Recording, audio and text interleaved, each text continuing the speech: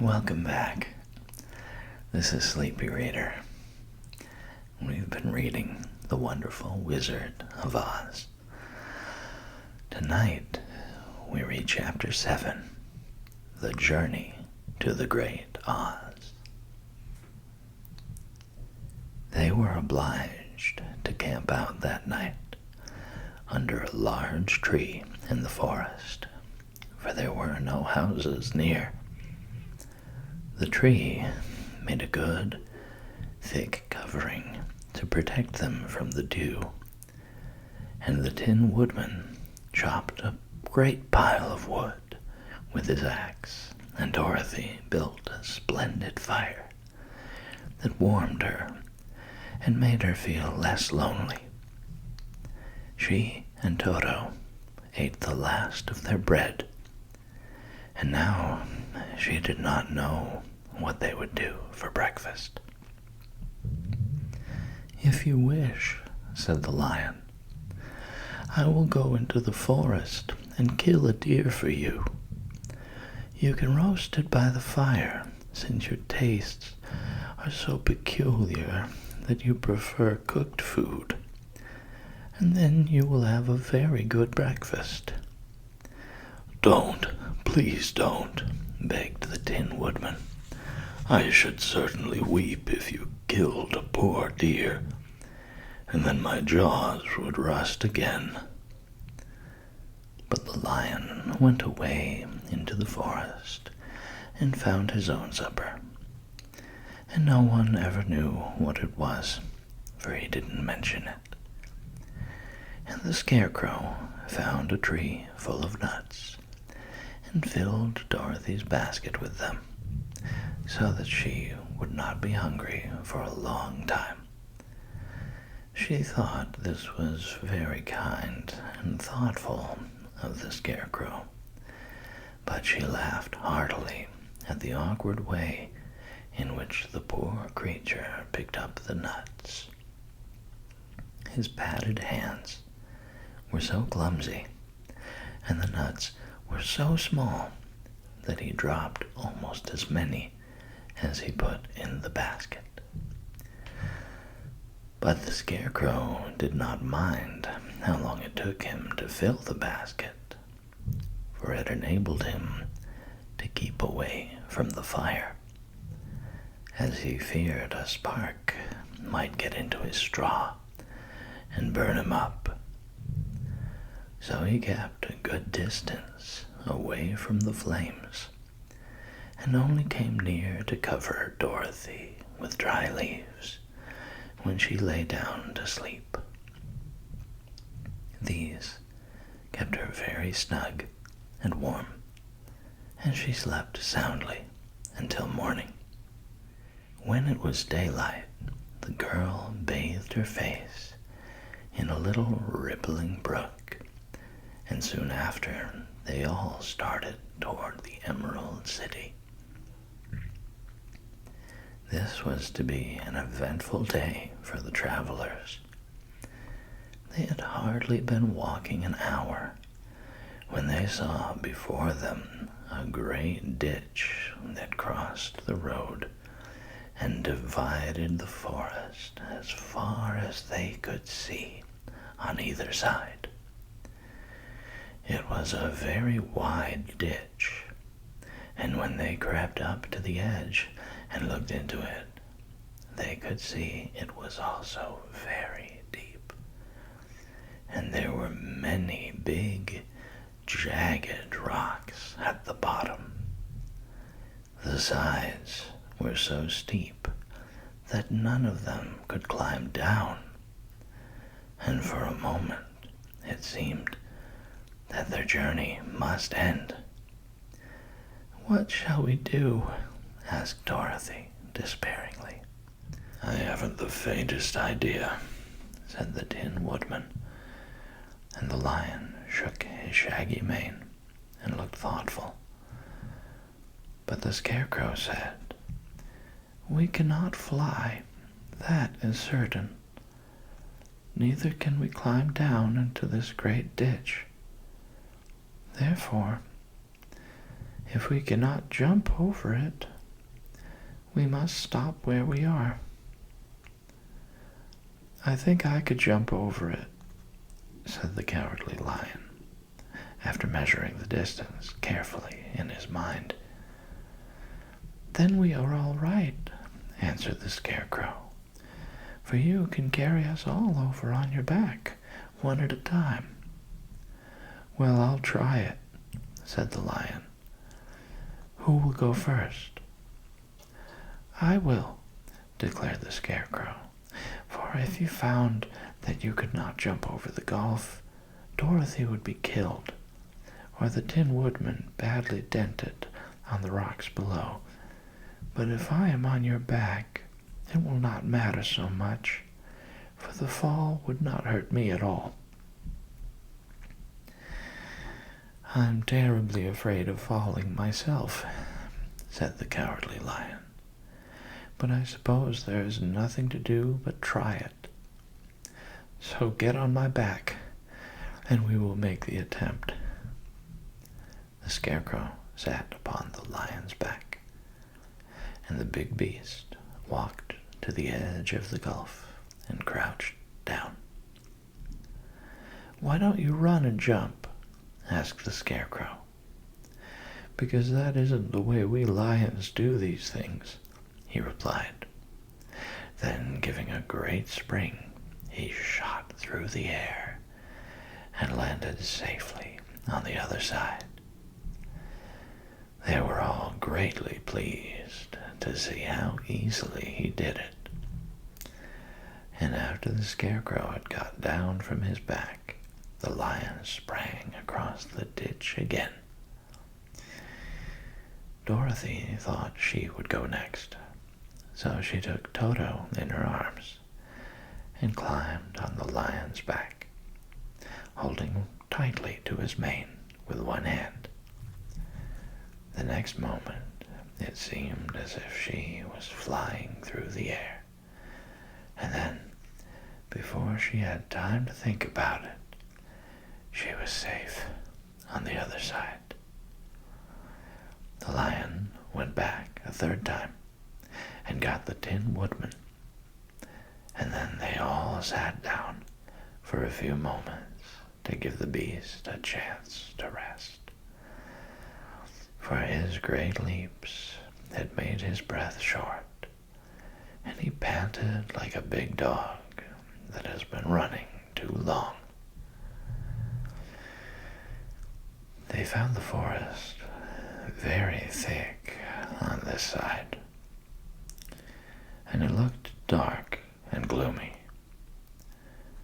After the Lion had rested, they started along the road of yellow brick, silently wondering, each in his own mind, if ever they would come to the end of the woods and reach the bright sunshine again.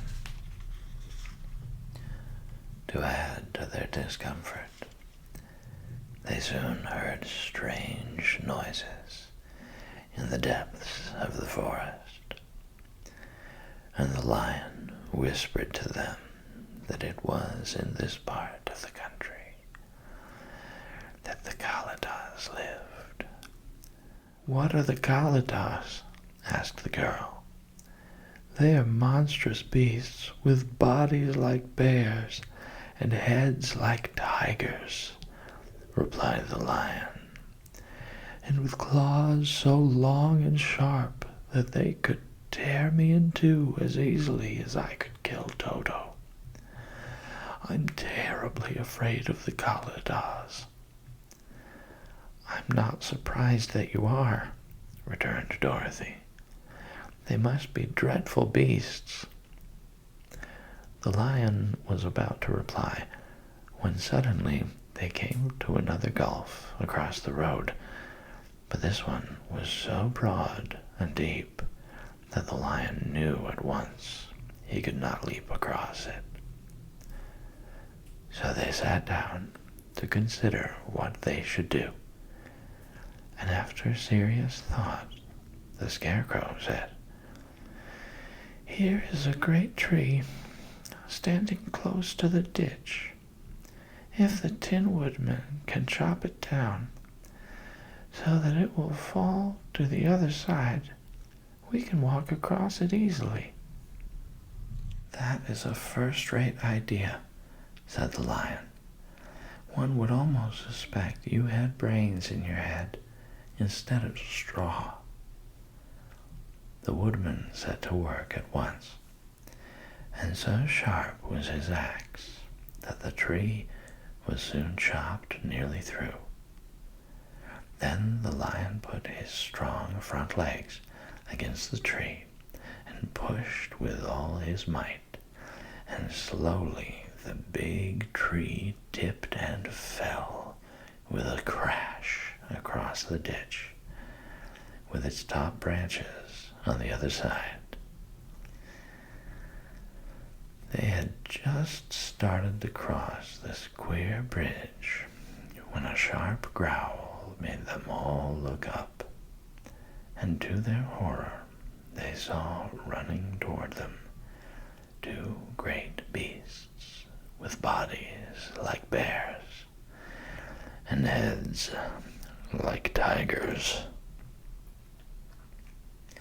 "They are the Kaladas," said the Cowardly Lion, beginning to tremble.